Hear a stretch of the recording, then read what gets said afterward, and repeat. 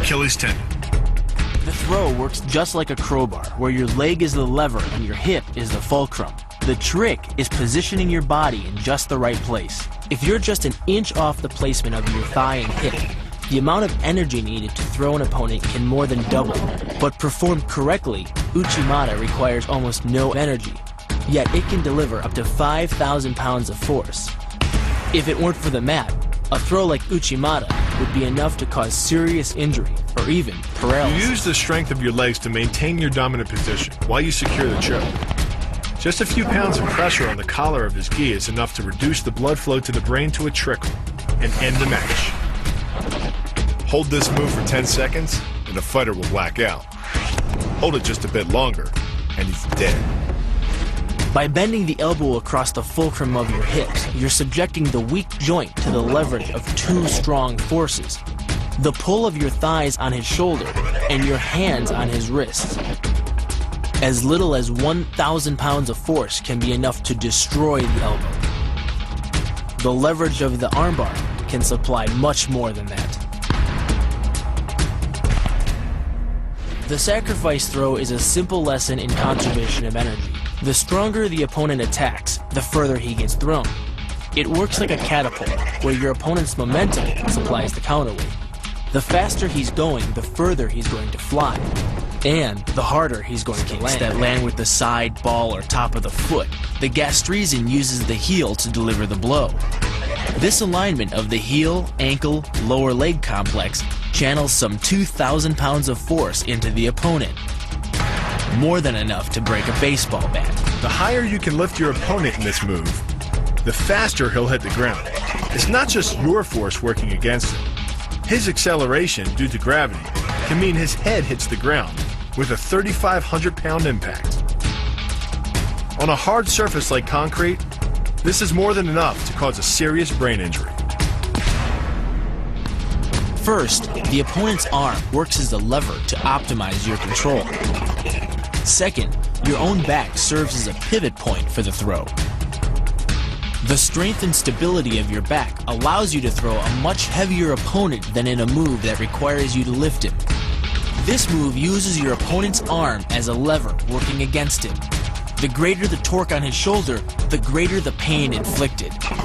And exceeding the joint's normal range of motion causes more than just pain.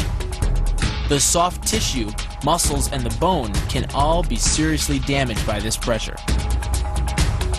The goal of this lock is to stretch the tendons at the top of the foot to the breaking point. The strongest tendons have a tensile force threshold of just over 400 pounds. Applying any more pressure than that can tear the tendons from their base or snap them in two. Because you don't have time to cock your arm in a surprise attack, bursting's effectiveness doesn't come from the rotational power of the torso. Instead, it's driven by the legs, which hurl you forward into your opponent. Both the block and the strike land with 300 pounds of force, more than enough to collapse the windpipe or fracture the delicate bones of the face.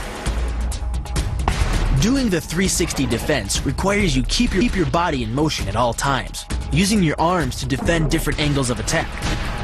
The key is keeping your arms at an oblique angle, with your hands open and straight, so that you don't take any blows straight on. Each is deflected down the angle of your forearm, which reduces its impact. Your opponent is relying on his grip strength and outstretched arms to maintain the choke. The strength of your back and shoulder muscles is greater than the applied force of your opponent's hold, so it doesn't take much to break his grip. And the closer your hands are to your own neck, the greater the leverage. The disarm is basically a judo wrist lock and uses many of the same principles. By pulling your attacker forward as you turn, he loses his balance, giving you control of his wrist. The barrel of the gun then becomes a lever, allowing you to take the gun. Because you are using the muscles of your torso, which can deliver up to 10 times more force than the muscles of the wrist, the disarm works against an opponent who is much stronger than you. Actually, an elbow strike from another martial art, Muay Thai. But because the metal doesn't deform on impact, like human bone, every ounce of power is channeled directly into your opponent's face. With the twisting motion of the torso generating the force, and the stiff metal of the M16 providing the impact.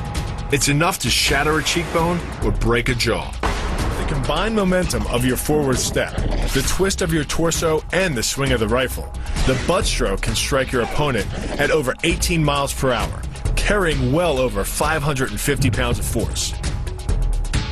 That's enough to drive a 16-penny nail through nearly 2 inches of pressure-treated wood. Add a follow-up slash and thrust with a bayonet, and the butt stroke becomes a real killer. But the real damage from the knee bar doesn't come from gravity. It comes from leverage. Once the knee is locked, your hips act like a fulcrum, and his leg acts like a lever, multiplying any force you apply. So even though the ligaments and tendons around the knee can sustain 1,700 newtons of force, the knee bar can load a lot more than that, enough to completely destroy the joint. Pushes his opponent at a location above the center of mass, while using his sweeping leg to create a tripping point, which is below his opponent's center of mass. Once the loss of stability has occurred, gravity does the work, and the damage. On the ground and on his back, your opponent is now vulnerable to any number of finishing strikes.